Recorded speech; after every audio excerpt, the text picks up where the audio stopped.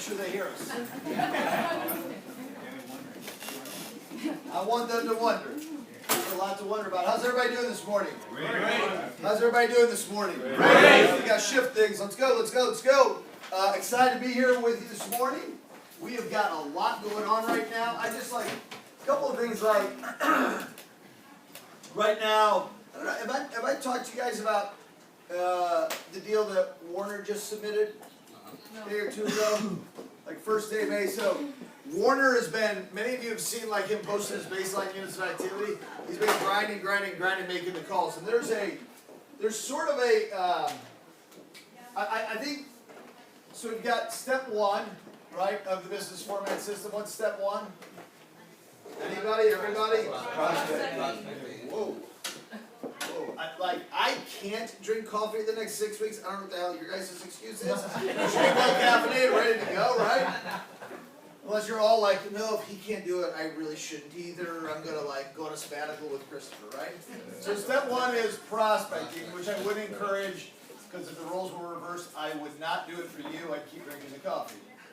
Approach contact is the second step, yes or no? Yes. Okay, approach contact. So this is the step that I've long said I think is the most important and the one that we need to focus on. So Warner is on this step, and the first sort of step to it is building the habit of calls daily. How many of you have tried to do that before? How many of you realize that it sounds simple, and in practice maybe it's hard, right? That was just an important thing to remember in life, and we know this, but sometimes we don't do what we know. Any skill, any behavior, right, that is important to you, any habit that is important to you, you can build over time. It's just a matter of consistent choice. Like Samuel's young, there's not a skill or a habit or a behavior that you can't shape within yourself if you make the decision to pursue that consistently. And so, if you want to own a company here, if you want a big business, if you want massive passive income, if you want to create a legacy, if you want a ton of residual income, this is a habit that you must develop. It's not a habit I put off till later, it's a habit I get out of the way in the beginning. Some people are anxious to learn other things, but never have this foundation, right? So you got to build a habit of calls daily. Then once that's built, it's increasing the quantity. Because what you begin to realize is, okay, I'm making calls every day, and that's a big step, and I'm building the habit, but I'm not making enough really to get anything done. So then the second step is, I'm making it daily. Now I've got to get more done. I've got to get more calls made every single day. The next step after that is you begin studying your ratios and paying attention to your ratios. Because when you begin to understand, it's not like just having the habit is not enough. Just increasing the quantity is not enough. But the calls need to be leading to what? Leading to what? Results, right? And what are the two areas we're looking for results in? What are the two different types of things? Appointments or yes, right? True or not true? True or not true? True or not true? True. So then we start looking at the ratios. As we're looking at the ratios, we start looking to refine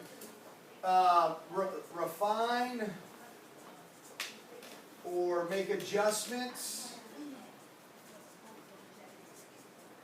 in one of a couple of areas. One is objection handling. True or not true? True. Better. Two is staying scripted. What oftentimes happens as we're increasing our quantity, we get more casual and less scripted. So as we're making adjustments, like how good am I at overcoming the objections? How good am I staying on script? A third one in here that's a little bit different is the number of objections that I can handle per call. Because somewhere in here as we're making the adjustments, I'm making the calls, I'm following the script, they give an objection, I don't have the time, where did you get my name? Is this sales, is this commission? And you overcome that, and then you hit a roadblock. And so it's not about overcoming that. Can I overcome that, then re-invite, re-go for the appointment, and then when they come up with a second objection, can I stand my ground patiently and overcome that? Can I stand my ground and overcome a third one? And for me, this is a matter of getting out of your comfort zone. You get to a point where you feel comfortable overcoming an objection and inviting them again, but when they have a second objection, there's a part of your brain that's broken, that is delusional, that needs like permanent surgery or something to fix it. It's that part of your brain that goes, oh, I don't want to be too pushy. You're not being pushy by answering a second question. You're not being pushy by overcoming a second objection, right? Right. So it's learning that it's beginning to track. This is one of the ratios that I had like Warner track. Like, okay, well, are they jumping off of the phone? Are you eject? Because usually it's us ejecting out of the call. Oh, okay, thank you. Can I follow up with you? Blah blah blah. Can I stay in touch? Can I touch base with you later? Can I see if things change? Which is not in any of the scripts. It's not in any scripts intentionally, because you should never freaking say it. Like, just keep overcoming objections until you get a no, and then throw away the card, throw away the number. But like, well, I don't want to throw away the number because I've got this scarcity mindset, so I'll just politely eject myself out of this conversation when I've gotten so close to success. Any of you ever read the book Think and Grow Rich by show of hands? Yes. Not you own it, like you've read it, like the last page of it, not just the first. By show of hands. Yes. Okay. I believe maybe half of you. I'm not being rude, I'm just being honest, right? So in Think and Grow Rich, there's this powerful metaphor, right, based on a real factual story. And the gentleman was 3 feet what? Away. 3 feet what? Away from Goal. I had one person know the answer, but 10 people read the book. That's it, okay. So, 3 feet away from goal, right? So, the story is he had, a guy had found like a gold vein, right? Or like and found some gold, and so he bought the property and got some friends and family to help with investments and bought all the machinery necessary to mine gold, right? And bought the land, and they're mining and mining, and they're starting to bring up gold, starting to bring up gold, and all of a sudden, nothing. And they drill again, nothing. They drill again, nothing. They drill again, nothing. They drill again, nothing. So they're like, okay, we got all of the gold possible out of that vein. It wasn't even enough to pay for the equipment. So like, it was a net loss for them. They got some money out of it, but not enough to cover all of their expenses. And so they were going to sell the land, and one guy goes out on the land, and he understood the land better. And he understood that in California, there's these things called earthquakes. What kind of quakes? Earthquakes, right? And when they happen, the layers of the earth shift. And so there was a vein of gold that went like this, right? That and then all of a sudden, but they hit one of these places where the plates had moved. So it was the drain of gold. But he was like, based on my calculations, I think it's probably 3 feet over this way. And he found it. So he bought the land and made millions. And the first guy didn't cover his investment. He was so close to making it big and completely changing his family legacy forever, and he gave up prematurely. He quit. He quit. Some of you are so close to having the next great leader, a rabbit, a big base shop builder on your team, and you're in a conversation with somebody, and you overcome an objection, maybe you overcome a second, and you quit and eject out of the conversation. And you're literally 3 feet away from gold. And you don't know, because it seems like their level of curiosity or their level of interest dried up. It didn't dry up. You just got to mine a little deeper. You got to dig a little deeper. And you're stopping prematurely. You're not stopping because they say, hey, stop.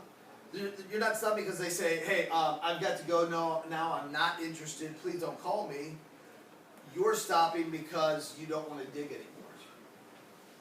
They're not stopping. You know how you know when they're stopping? They hang up on you. They say no thank you.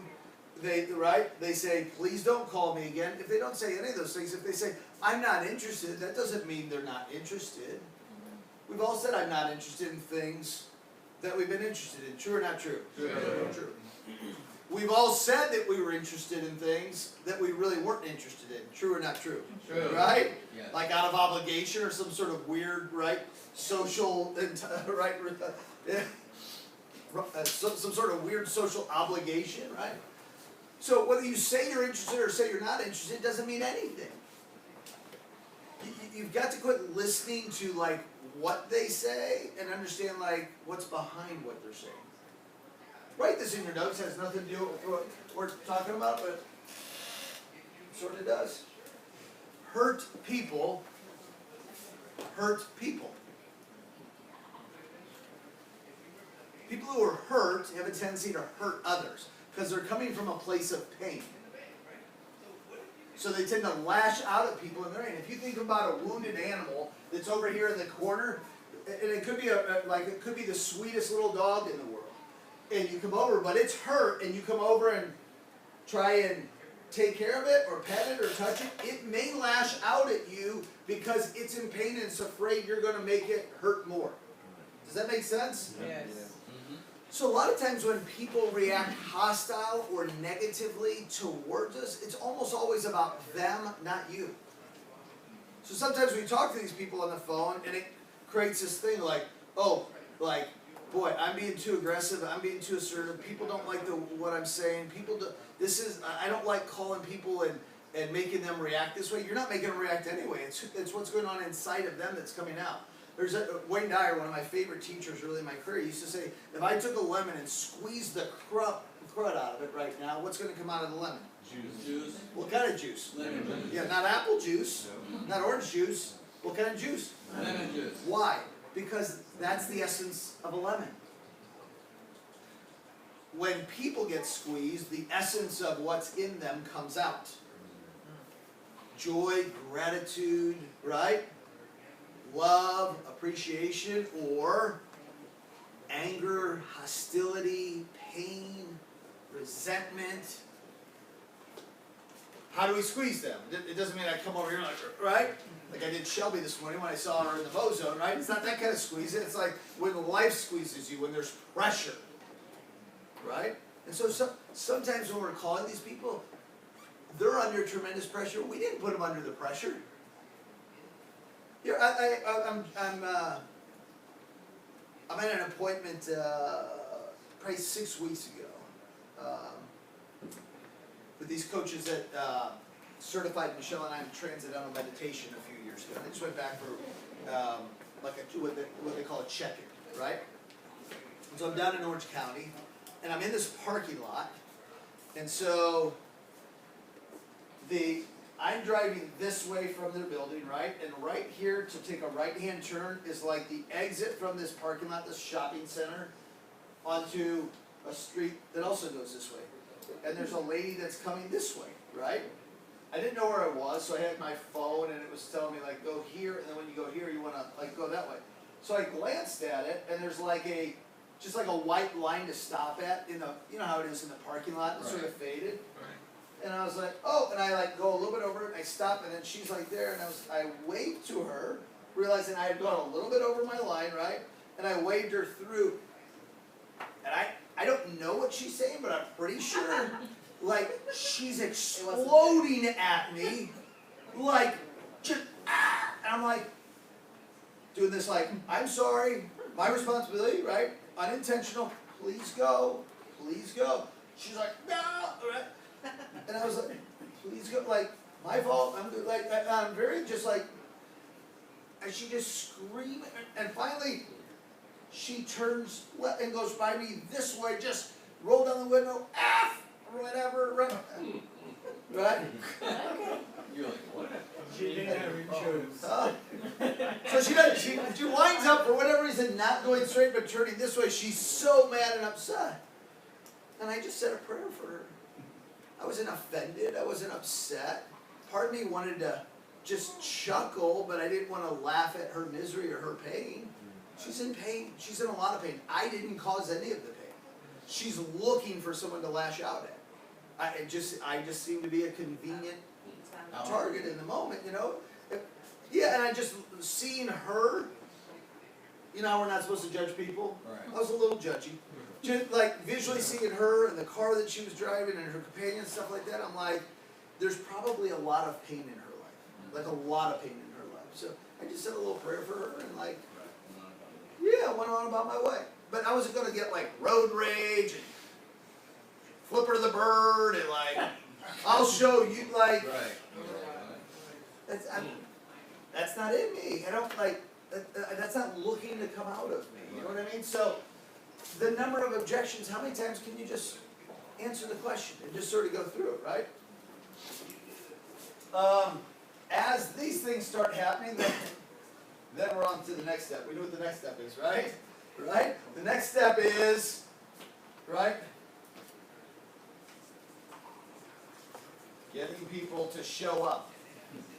As we start converting more, we start getting more people to say yes.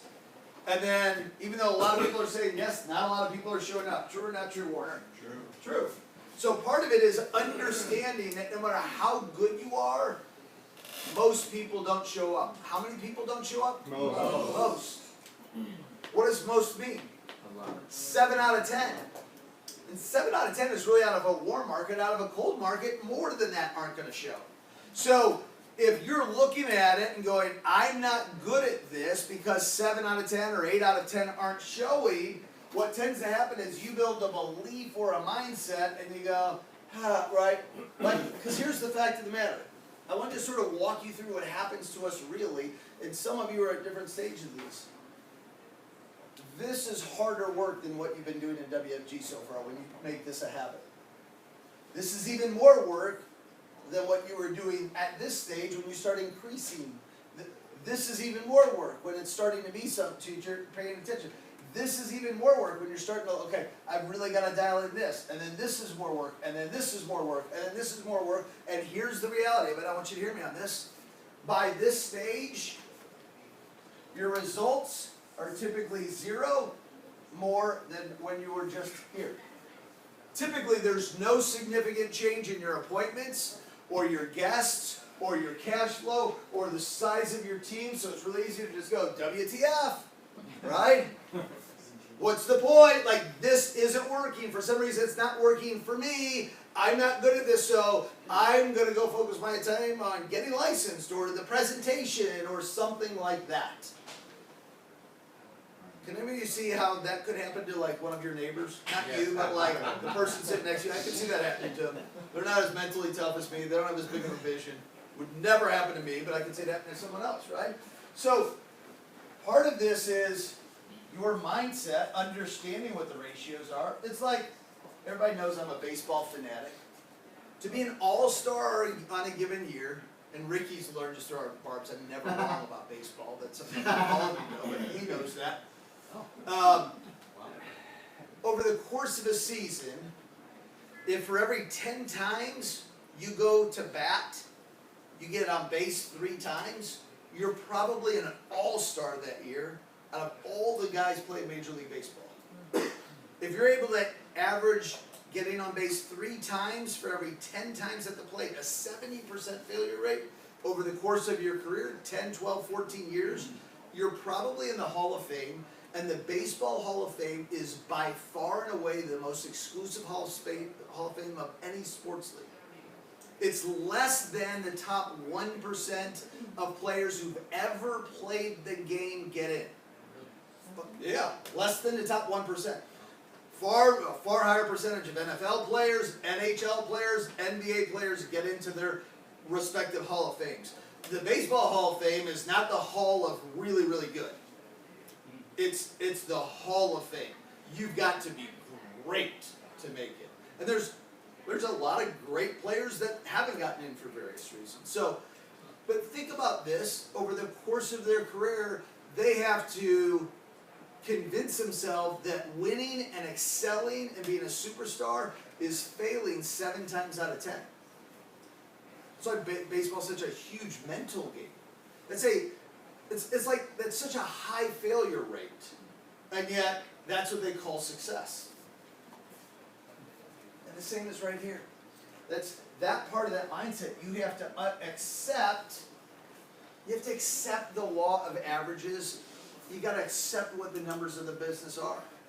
Where people struggle here is they don't accept the numbers. They don't accept the ratios. That, like, if the ratios aren't working out the way they think they should be, then they want to change their behavior or stop doing the things that are going to cause them to be successful. And they rely on their own perspective as opposed to,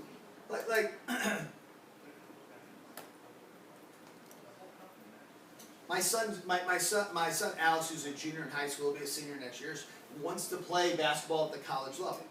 So we've met with people, and so one of the things that he needs to do is his GPA needs to be a certain level. He has to have a C or better in 17 different key courses, right? His ACT or SATs have to be at a certain level, right? So he knows that. My son's not like a student that loves studying. He's not one of these 4.3 kids. He's just not. He loves basketball. He doesn't love studying. He doesn't love classes. He doesn't love school. Neither did I, by the way. So it's probably my fault. But it's not like, well, he has the GPA. He got C's or better in all these 17 classes. He's a great basketball player, but he didn't do very good on the ACT, that these schools are still going to let him in. There's a standard there at the ACT that he's got to have, or he doesn't get in. He can take it as many times as he wants, but he's got to have that number or he doesn't get accepted. Period. End of story. So he has to understand that's the numbers for him to play at the next level. There's 0 exceptions, no matter how good of a basketball player is, no matter how good of a kid he is, right? You have to accept there's certain numbers in this business that don't change for anyone. We all have certain numbers that we just have to accept, and we have to make sure that we're doing enough to make it work despite those numbers. And where people get into trouble is when they're not willing to accept the ratios. They're not willing to accept the fact that 7 or 8 out of 10 people that say, yes, I'll come down as a guest, or I'll come down for a one-on-one interview, are simply not going to show up. So part of it is the mindset, and then part of it is another shift, right, in what you're saying and how you're saying it to help your ratios here.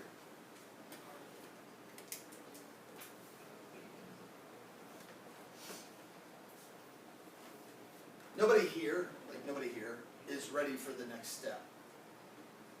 But do you guys want to know what the next step is anyway? Yes. Okay, Jeanette wants to know. I'll tell you after the meeting. What the hell is wrong with you guys today, right? Does anyone want to know what the next step is? Yes. Oh, sheesh. Oh, Lord. So most of you, by the time you get to the next step, will forget that this is it. But that's why you have coaches and mentors, right? Because we'll remind you. Because most of you are up here somewhere. There's a few of you that are right here. The next step is this: is once you start having people show up, now how do I balance my time where I'm able to still keep this daily habit going, huge volumes of calls, still focused on my ratios, still tweaking things as things are changing, and then manage that time with the one-on-ones, the hiring interviews, the fast starts, the field training of my new guys. Because that takes a lot of time and energy, especially when you're new at this building a team thing. There's all of these responsibilities and all of this energy that needs to be exerted that takes all of this time. So when you finally get to here, it's like, man, I finally got this rolling, but all of a sudden now I have one-on-ones and hiring interviews and fast start appointments and preparing for F&As that all of a sudden demanding time that I was devoting to this. So how do I do all of this now in compressed time frames and keep the consistency and keep the high volume? That'll be the next step once you have enough guys showing up. Make sense? Yes. Yes? Yes. Okay. So here's what's really exciting. let me give you, I can give you three that are really exciting to me. So, right in here, right, where we're sort of here, and like I said before, typically your results aren't increasing at all, so people bail, right? Right in here, Warner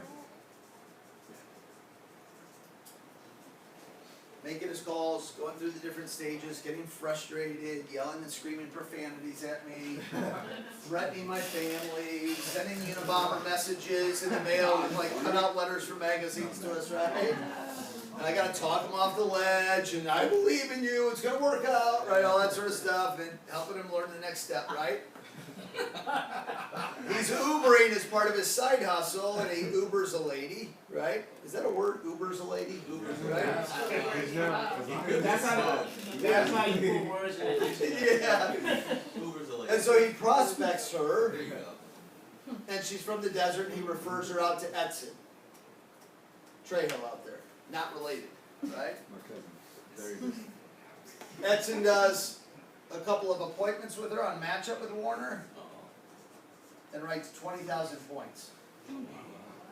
On a split with Warner, so Warner picks up 10,000 points. 10,000 points is like $2,500. That's one person that he had a conversation with, that he handed off with, and virtually never talked to, never touched again. But it's a small win, and here's why these small wins are important. Now, like, it gives him a more certainty in the process.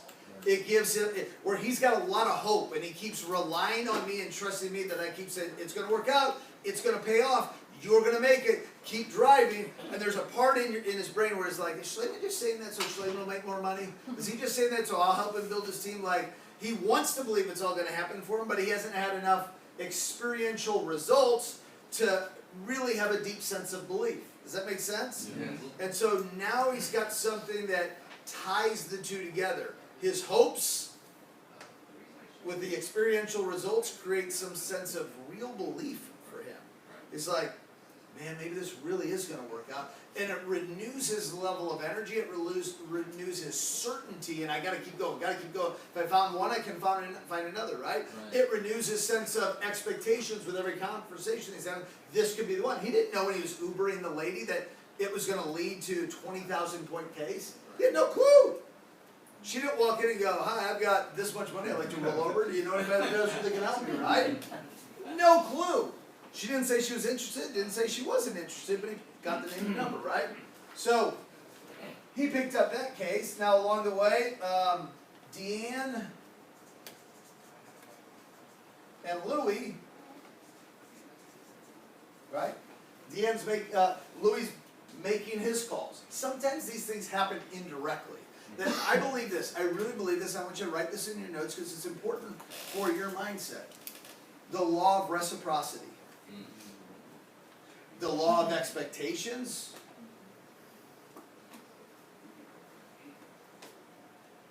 And how those two play into what I'm about to describe. So, and it plays into both of these. Warner's prospect did not come directly from these activities. But because of these activities, I think his expectations were different, and the more of these calls he makes and the harder he's working at it, there's a part of his brain that goes, I deserve to win. I'm making more calls than anyone else. I'm doing the work. I'm working hard at this. I'm really trying my best. There's a part of his brain that goes, I deserve to win. Most people in WFG, most people that sit in these general training classes, at their core, don't really believe that they deserve to win. They hope to win, they want to win, they say, I'm a good person, so I should win because I'm a good person, but they don't believe that they're doing the work or enough of the work to where they truly believe that they should deserve to win. How many of you know what I'm talking about? Yes. Right? Right? True or not true? True. Super true, right? So, you could be Ubering that lady, but if you don't believe you really deserve to win, you may or may not have a conversation with her, and what you say may or may be different, may or may not be right, may change, and how you say it, I believe, is going to be different. When you're really in this state of, I believe I deserve to win, and you're looking for Remember how powerful your brain is. You're looking for validation. That you're looking at the universe, at the world, to confirm this belief that I have that I deserve to win. But you can't do enough affirmations to make yourself feel like you deserve to win if you're not doing any of the work. Like, you've got to be doing the work. That's why, like, in Scripture, I love the book of James. I swear James was from the state of Missouri, the show me state, right? James, like, I love all, like, how you're talking about how you believe in it, but show me through your works. Show me your faith through your works. Show me you have faith in what's going to happen here for you by your work. We've got a few people in the room that are doing it. That, like, they're showing me how much they believe this is going to work out for them by the work they're doing every single day, regardless of what's showing up for them now. Because if it's constantly a measurement of what am I getting out of it now, if the law of reciprocation says I have to reciprocate immediately, I have to get at least as much as I'm putting into it immediately, it doesn't work that way, right? So, Deanne, Louis busting the calls. Deanne's a great prospector and inviter. So, Deanne, I think there's this gentleman from church, right? Totally out of the market. He's 76 years old. His wife is 72? 73. 73. They've been married A long time. like as long as, right? Yeah. 50 years. Yeah. So, and Deanne's like, Isabel can't go on this appointment. Can you go with me? And Louis is like, tell me about it. He's 76 years old, lives in Diamond Bar, no dependent children in the home, right? He's like, okay, this is going to be like a complete, like you can just see the writing on the wall. 76-year-old guys don't buy nothing. They're retired, they're happy, they're doing it as a favor for Deanne, for her training, blah, blah, blah, blah, blah, right? And then that's the normal part of Louis' brain. There's this other little part of Louis' brain, there's this little angel on his shoulder called St. Christopher that's going, when I was at your stage, I'd run any appointment with anybody, anywhere. My goal was more appointments. I didn't care if they were qualified or not. Didn't matter to me. I was more focused on the mission than the co-mission. I was focused on serving people and making a difference. I was focused on creating more value in the marketplace. And I wasn't looking for sales. I was looking to get great at this. And what I realized was doing it with real clients, no matter how unqualified they were, was better than role-playing in the office. So Louis, begrudgingly, reluctantly, but with a cheerful disposition and smile on his face, goes on this appointment with Deanne.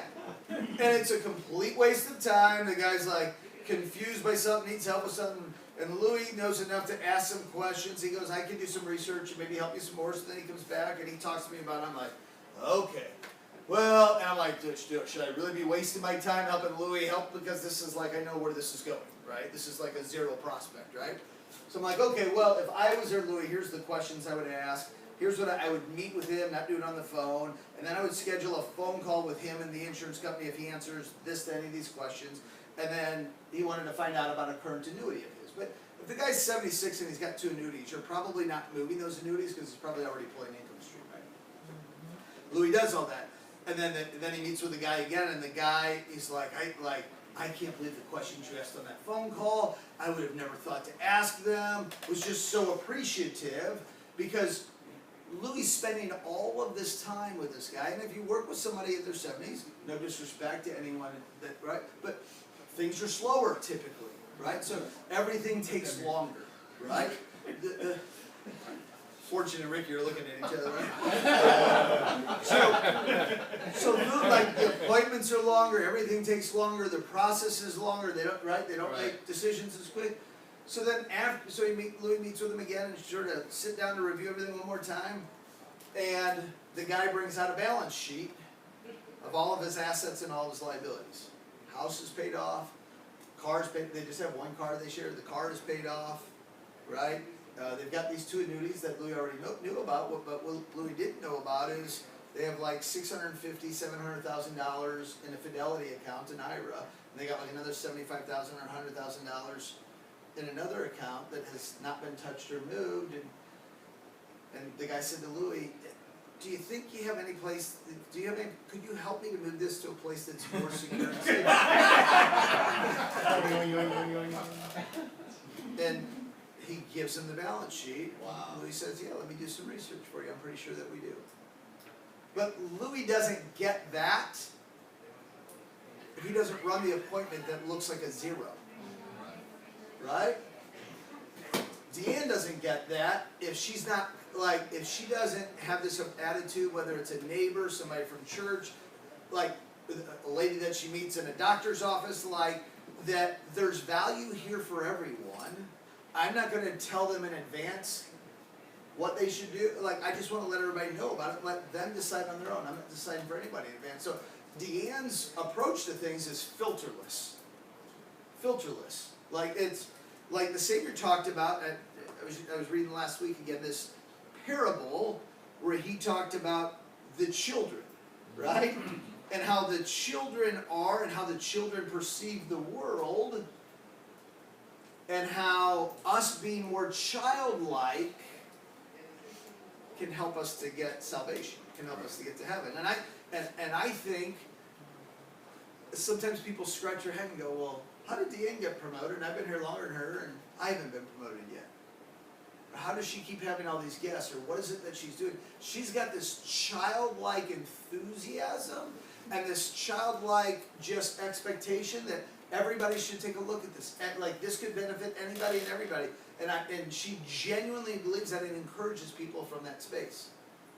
Where most of us are overthinking it, overanalyzing it, creating all these filters in our head that slows things down. So if we look at, we don't know if they'll place this business, but I just got a funny feeling, because when you take the time to build that kind of relationship with people, and you serve and you serve and you serve and you serve, and they know that you're not out for their money, they really believe that you've been there just to help them, there's a good chance that that stuff moves. So I was sharing this with my wife last night.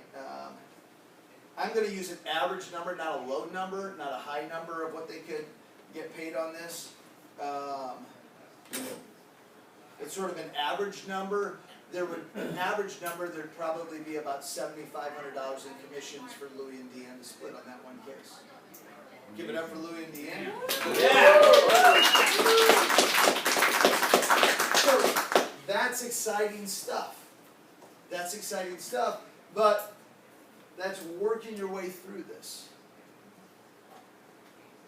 And so there's got to be a design, like, how fast can you get through this? How fast can you go from stage to stage to stage to stage with what kind of urgency? Knowing this, you're not going to skip any steps. You're not going to skip any steps. What people want to do is they want to go from coming to meetings to here. Literally, like I don't have time for this. You know what's interesting?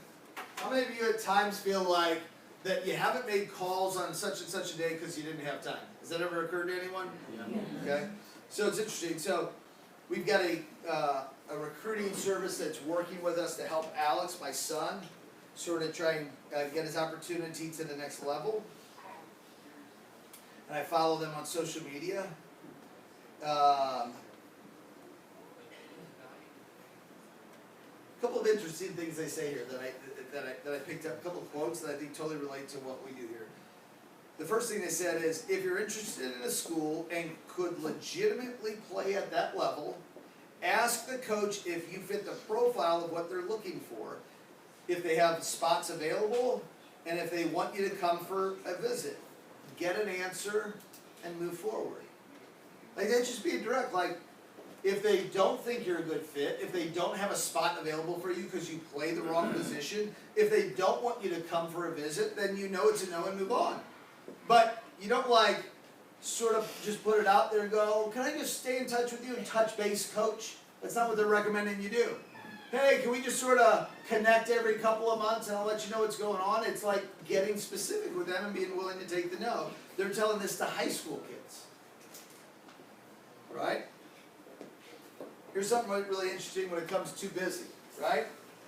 This coach said, you're not too busy to respond to texts, calls, and emails from college coaches. You've sent 3 Snapchats to your girl while reading this tweet. Right? So, like, we all say we're so busy, but you're on Facebook, you're on Instagram, you're on Twitter, you're Googling, you're on Amazon, you're doing all this stuff. You're not too busy to make calls. You're just not making calls a priority. Does that make sense? Yes. Like, we all love to convince ourselves I'm too busy, or I wish I wasn't so busy, or if I was just full time, I'd have more time. Like, can I be like really, really, really honest with you? Yes. Can I be really honest with you? Yes. Yes. How many of you have a full-time job and you work part-time? Okay. Nobody gives a rip. Like, that's not an excuse for not making your calls every day. It's not. You've got time. Oh, I know you've got a family and you've got a commute and you've got dinner and you can make calls. I promise, I was part-time. Every big leader that's big was part-time. It's you having a full-time job is not the reason that you're not making calls consistently. It's not. And if you keep telling yourself that, you can, but I would suggest you're lying to yourself, you're delusional, and you're hallucinating.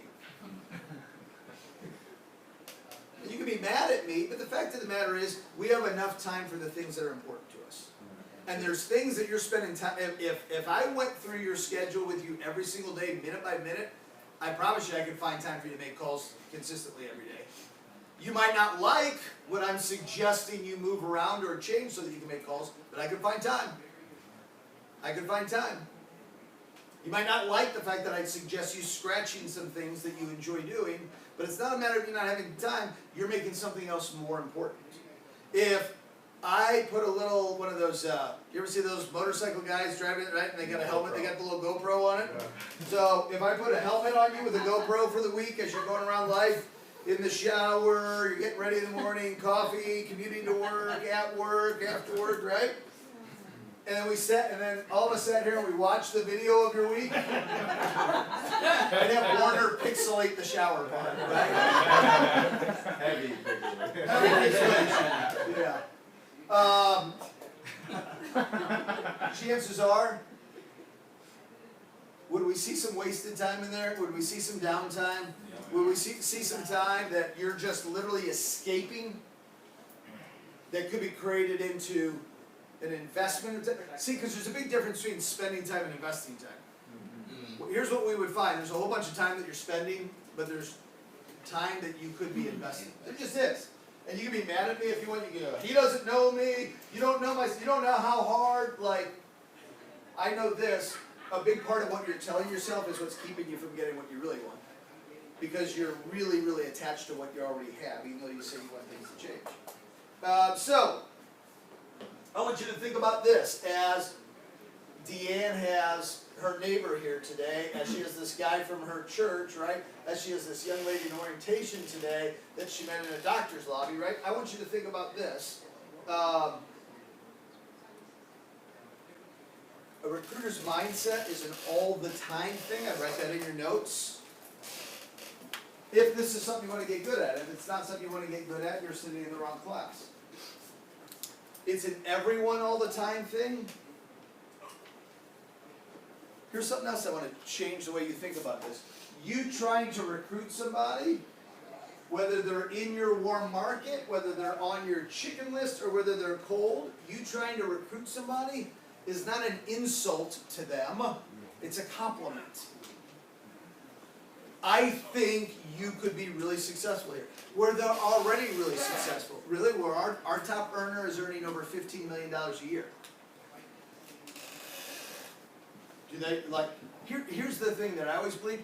When Verizon paid me $134,000 a year, I knew I was earning the company 5, 6, 8, 10 times that for them to be able to pay me that much money. So you've got some guy or gal that you know, and she's making $100 or $150 or $200,000 a year. That's great, but how much value are they creating in order to be paid $100 or $150 or $200? And if with their skills, if they're able to make that in a corporate type of environment, they bring those kind of skills here in our kind of environment.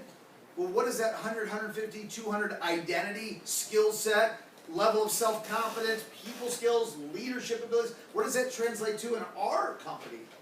$750,000. Like, some of you are convinced that if they came here they'd make less money, so I don't want to like insult them by inviting them to take a look at this. That's insane. I want you to just think about me. If you prospected me at a doctor's office like Deanne, or at a baseball game, or a little league game, or at church, or you knew me from work, and I was 34 years old, married, no kids, making 135 grand a year. My wife's making, at the time we got recruited here, 65. Would you invite me to the meeting? Or would you try and make me a client? Or would you do neither because you assume we're making so much money, he's probably got all this stuff knotted up. Like if I told you, oh well, no, I'm already max funding my 401k, so is my wife, we've got other things going on, I've got mutual funds and stuff like that, I own my own house, I'm good. Would you just like, oh, he's good? It's good. Or would you try and recruit me? Would you go like, a guy like that could make a fortune here? I'd love to have a guy like that on my team, but more importantly for him, he could make a fortune here. Or would I make you too nervous? Because of my level of self-confidence, because of my identity, because of my income. Would you go like, yeah, no, but maybe a secretary who's making $40,000 a year, we'll try and get her. What about Nikki Cannon? She works at Monster, the resume and career service in the Valley. She lives in like the Torrance area, and your office is Aaron Chino. She's got an MBA from USC, and she's a six-figure income earner. You meet her, you prospect her, you know her. She's a friend of yours. Do you try and recruit her? Like, be honest with yourself. Today, you meet that Nikki Cannon. Are you trying to recruit her? Not the one that you go, well, I know how successful she's been here, so of course I would, but meeting her then when she hasn't been a part of the company. Be honest with you. Are you trying to recruit her? Are you trying to get her to a meeting? Or are you going, justifying, like, there's no way I could get her to go to a meeting because she's working in the Valley? Or it's not realistic. What about Charlier? He's been in the Marine Corps 12 years. He's gotten 3 meritorious promotions.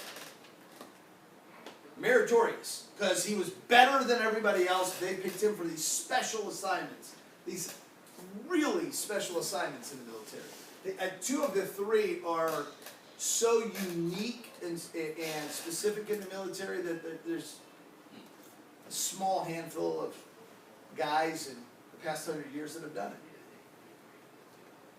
Clearly loves what he does. Matter of fact, he's already been to a meeting with their company. How aggressive are you with him to try and get him to a meeting or try and recruit him? Are you just like, oh, he's already seen me, oh, well, and just listen to his objections at face value? Like, honestly. What about Eric Olson? Eric Olson's in college, out of the market, playing football, scholar athlete. He's getting looks at the pro level. He's a lineman. Like, loves football, and he's got a shot at playing professionally. Do you try and recruit that guy, or you go, he's out of the market, he's young, he's in college, he's going to go play pro anyway? Do you let him pass? Do you, like, decide for him too? So you decided for me, you decided for Nikki, you decided for Dan, you decided for Olson, right? What about Steve Adams? Steve Adams is in the financial services industry. He's been there a long time. He has more experience than you, more success than you. He's already got a huge team built. He's already got multiple SMDs. He's got passive residual income. Why would he leave all that behind? Well, he probably wouldn't, so I wouldn't even bother trying to recruit him. So you make the decision for Steve. You're 3 feet away from gold when you meet these people or when you know these people, but you eject. You play it safe, you play it cool. I already know the ratios are like 8 out of 10 times I'm going to fail. I'm not going to let Schloeman be another failure, or Nikki be another failure, or Dan be another failure, or Olson be another failure, or Steve be another failure. I'm going to play it safe and just go for the easy ones. Schloeman's assistant is probably a lot easier. Right? You're 3 feet away from gold. There's people you know right now that if you're honest with yourself, they're gold. They're gold. But you're treating them like they're gold, like in this reverent, weird, way, like, oh, they're so perfect and so gold, and everything in their life is perfect, and everything in their career, and everything in their finance.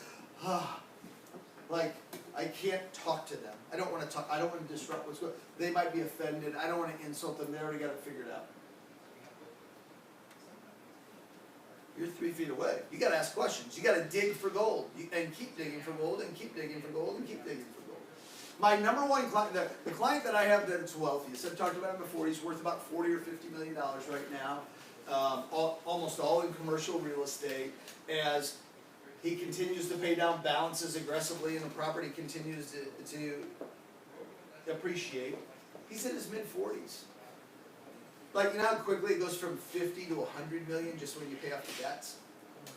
And then it begins appreciating, and it appreciates at 4, 5, 6. It appreciates much faster than housing, or like residential real estate, because of the way he's got things structured and the kinds of facilities that he has, and what he knows to do with them. So, he's a client of mine.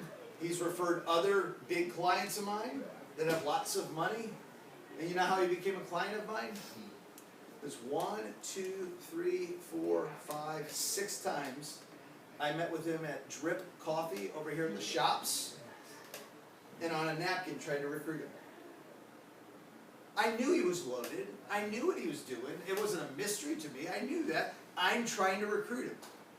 I never once tried to make him a client. I just kept trying to recruit him. Like, he would tell you that. And it was in showing him the comp plan and like how an IUL pays out, and how if you have a team of people with his center of influence and his accountant and these people that he knows, and right? Like, how it could pay out generationally in the passive residual income, much like real estate could pay out for him. And he's like, tell me more about that product. And so I tell him more about that product, trying to recruit him, and he goes, I think I might need one of those for me and my wife. I never tried to make him a client. And I also didn't let the fact that he's making 40 or 50, and he knows I'm not worth 40 or 50 million. He knows it. I know so even though he's worth, I wasn't like intimidated, and I'm not going to recruit him, and I don't want to offend him because he's like a mentor, and I look up to him in certain areas, and right? I'm still trying to recruit him.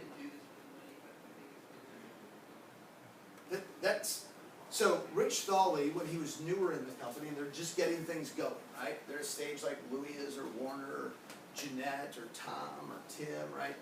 They're in the stage of trying to get things going.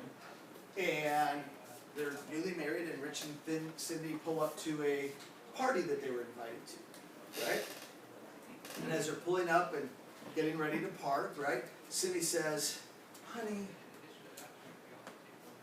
can we just have a good time and enjoy everybody's company tonight?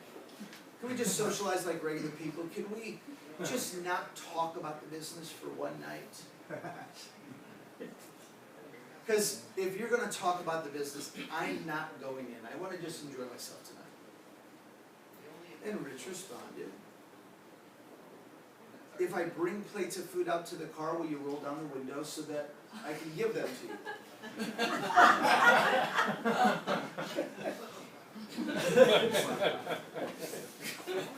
Because, like, this company that we created, and he said this in this stage of the game. It's like, it's not part-time, I'm all in. We have to talk to everybody. That's the only way we're going to win. It's nothing to be embarrassed about, nothing to not talk about, right? I want to share it with these guys. I want to share it with people I know, people I care about. And reluctantly, Cindy went in. Rich didn't have to feed her through the window of the car, right? But they had to have that conversation before there was a shift, right? My wife in the early stages was constantly wanted me to go back to the corporate environment, 9 to 5, no evenings, no Saturdays, regular paychecks, big paychecks, right? Car allowance. They pay for your office instead of you paying for your office. I want my husband back, I want my real life back. And just one time I had a heart-to-heart with her, and I just said, look, we're going to have kids soon, and when we do, you're probably going to stay home to raise them. That's sort of the plan. And so if I'm going to be completely responsible for our family's income, if I'm going to be the sole provider, shouldn't I at least get to choose what I want to do? Or should I have the responsibility of making all the money for us, and you get to tell me what to do? Does that seem remotely fair on any level? If the roles were reversed, would that be good with you? Boy, she was mad as a wet hen. She was pissed. She didn't like the way that sounded at all, but there was nothing she could say. Okay, you just better make this work. I go, I'm going to make it work. Well, when? I'm getting there. It's about to pop. Right? I need your help, not your obstruction. Right? You think Trump obstructed with this whole Mueller probe? You should see my wife obstruct. Right? Our success probe here in the early years. Right? But finally she came around. Right? And that conversation was instrumental in our shift. You know what else was instrumental in our shift? What's that? Getting paid. No. Before I got paid was this. She saw that. I started showing up, and she didn't know that I was doing more. She didn't know that I was working harder, making 100 calls a day, grinding it. She didn't know any. Isn't that cool? Yeah. That's how we know the BPM's 2 minutes away from finishing. Nice. Steve, we all heard that. That wasn't one of those things just sort of in your head.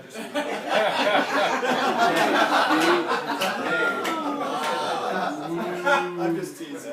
So if you have a guest like I do, and like some of you others do, Warner, will you visit with Dylan for me since you sort of know him and I need to wrap up things really quick? And be gentle, right? Be gentle, right? But if he can, I'd love for him to come back in my office for a minute, and then we got split if he has time. Okay. So what was I saying? How you were doing, you were increasing your. She didn't know that you were making 100. Yeah, no, but here's what happened.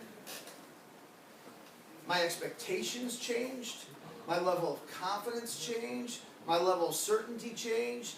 Why did those things change? Because I was doing the work, and I got to a point where I believed that I deserved to win, and I knew that I was going to win because I was outworking everyone in the office. And I trusted that if I outwork everybody, I'm going to figure this thing out. These are not impossible things to figure out. It's not one of these math problems that has no solution. These are very solvable challenges to figure out and overcome. And I just believe if I worked hard enough, I was going to figure these things out. The whole thing was going to work out for us. I couldn't tell her how big it was going to be. I couldn't tell her how fast, but I was doing the work. And so the shift in the way I carried myself, she picked up on right away. And the minute that she saw that in me, things changed for her. Like when I had that conversation with you, with her I just described, like the rhetoric changed. But when my energy changed, because I literally believed I was going to win here, not wanted to, like believed it, and I expected to, her support changed dramatically. And about 6 to 10 weeks later, I got my first big check. And then I had a couple of more small ones, and then things began to take off. But she saw it before the checks started coming in. Because winning's always an inside-out process. It always starts in the inside. And if you're not doing the work, you can't feel good about it on the inside. Here's the problem.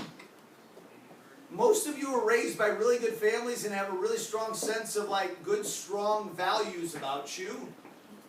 So you literally don't believe you deserve things if you haven't done the proper amount of work. You feel undeserving of really nice things when you haven't done the work. And we can't undo 20 or 30 or 40 or 50 years of that programming in your mind. It's conditioned that way. So accept the programming and go, I've got to do the work because with my programming, if I do the work, I'm going to feel like I deserve it.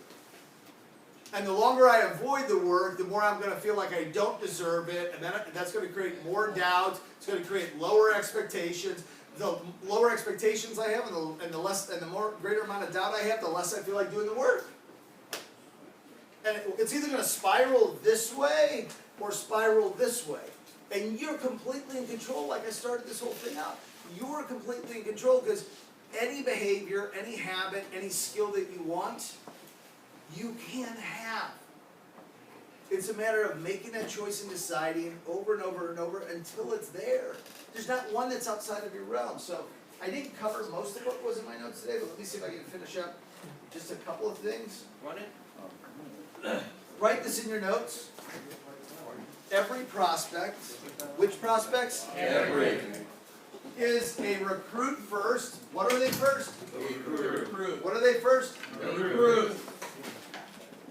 Until proven otherwise. Then they become a client. Just like my money that's worth 50 million. They're a recruit first until proven otherwise. Proven otherwise. Not till you decide differently for them. Proven. Yeah. Oh, you know what? I think they make too much, or they do too well, or he's already got a big successful business. So I'll decide for him. No, until they prove to you. How do they prove to you? Because you're digging. You're digging for gold, digging for gold, digging for gold, digging for gold. That's how.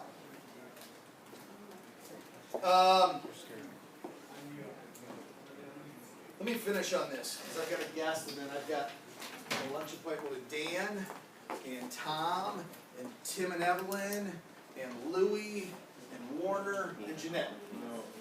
We got a little powwow going on. These guys have noticed what they've been doing. I asked them to sort of join a small little lunch with Dan. Maybe you'll be on the list next time we do it, because we're going to be doing more of these. We're going to get it going. Hopefully a few of you are a little frustrated that you weren't chosen. You're going to like really step it up to make sure that you vote. He chose the wrong guy. I'm better than that guy. He should have chose me. I'll show him. You've got to build it 3 times. Write that in your notes. You've got to build it 3 times.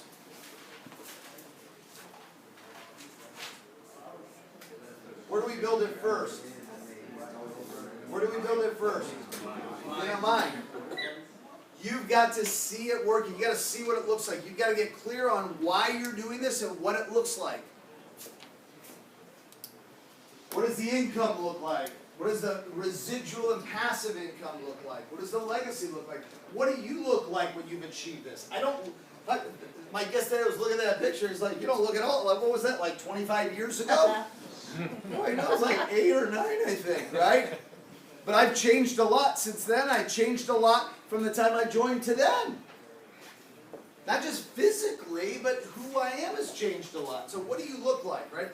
Get clear on what it looks like in your mind. Where's the second place it needs to be built? On paper. You got to write it out. You got to draw it out. You got to have a plan. You got to get clear. What does it look like? And draw that thing out. You've got to have a plan. By the way, you know at one point this building wasn't here. True or not true? True. So the building wasn't here. Somebody, some man or woman, had a vision for it in their mind. You know what they did? They talked to an architect, and that architect drew it out on paper. And once that person got clear in their mind and got somebody to draw it out on paper where it looked like the vision in their mind, then what happened? They built it. They built it. That's the third step. Some of you are here doing step 3. You haven't done step 1 or 2 yet. Now, I'm not telling you to take the next 3 years off to do step 1 and step 2. What I'm saying is spend an hour or 2 this weekend and do step 1 and step 2, and then step 3. Last thing I want to say as it relates to that, Ricky, I reminded Ricky of this morning. If you had a slot machine, and you knew every 50,000 times you pulled the handle, once every 50,000 times, you don't know which one, doesn't have to be the last time, it could be the first, it could be the middle, it could be the 24th, it could be the 3,811, but once every 50,000 times, it's going to give you $1 million. How many times would you pull the handle? Would you pull 50,000 times? What if I want you to think about this. At what point would you just go, no, it's not working for me, if you knew it was going to pay out in 50,000? Would you ever quit? Would you get tired? You get tired. But you'd work through it. Would you get distracted? Would you go, this isn't working, I'm going to go play craps, or let me try the blackjack table instead? Yes or no? Yes. You just keep pulling, right? Just keep going and going. Why? Because it wasn't a matter of if you were going to get the payout, it's a matter of when. WFG is a slot machine. It's not a matter of if it's going to work for you, it's a matter of when, but you need to pull the handle enough times. In our business, pulling the handle is talking to people. Now, talking to people is less expensive than putting $1 in a machine, right? A phone call's cheaper than $1, right? Per poll, right? But so you do this with sweat equity. It's not a matter of if, it's a matter of when. If I talk to enough people, it's going to happen. Remember when I went through the numbers and I showed you Lori Halpuff's numbers and when she got Melinda? Yeah. Yes, no? Yeah. You guys here for that? Yeah. Okay, so, holy cow, she did much trading since then. So, oh.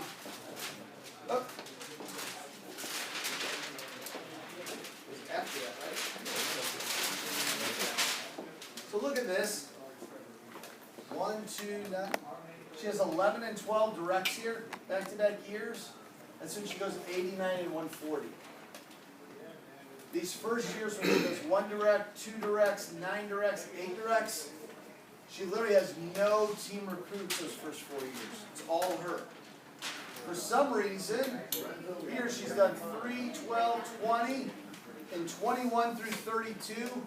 She finds some people that help her get to 89. And then the 89 plus her 12 help her to find 140.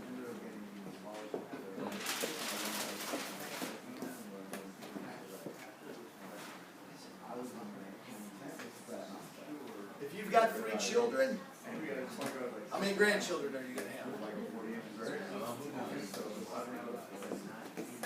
If you have 6 children, are the chances greater that you'll have more grandchildren? Yes.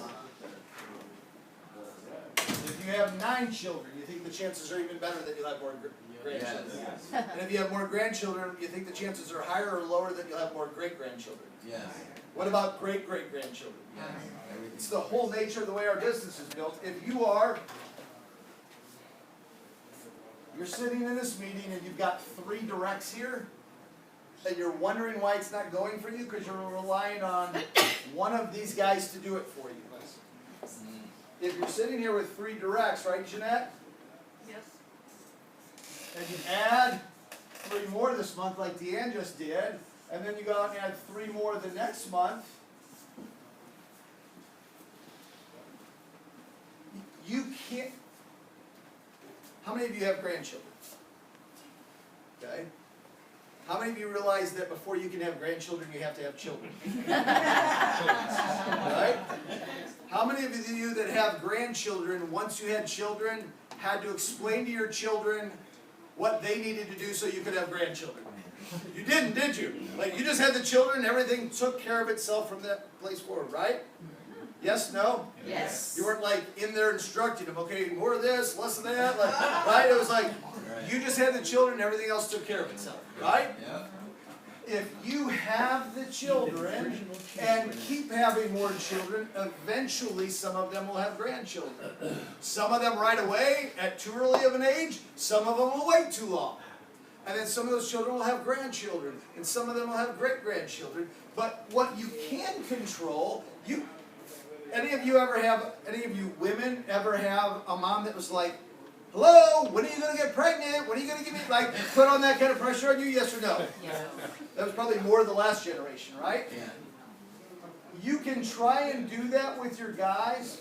You can't control that, but what you can control is how many children you're going to have and when you're going to have them. So some of you just need to be more fertile. Okay? Get after it.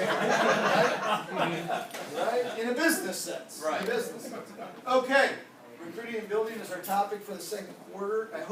Here's what I encourage you to do. Share with somebody, whether it's your colleague, your peer, your teammate, share with somebody 1 or 2 or 3 things that you learned today. The sooner we share it, the better that we retain it. And decide what's one idea I can put into action moving forward today. Maybe it's the idea of working hard to deserve something. What? Super B, if you have next week here with me and Charlier, area-wide Monday at Eagle Glen Golf Course, I think. Not Peace this out. Next Monday. Oh, next Monday. Next Monday. Not this Monday? Oh, perfect, good. I don't know. The 13th. I don't know. $10 at the door. $10. Yes. That's your fifth choice. Yeah. You need to Actually, you were on my side today, so I'll give you one Yes, pass. thank I'll give you. you one Thank pass. you. I'm always on your side. Are you? You're all state? When you're right, I am. That means you're always in. Look, I'll be right back. That means you're always in. Okay.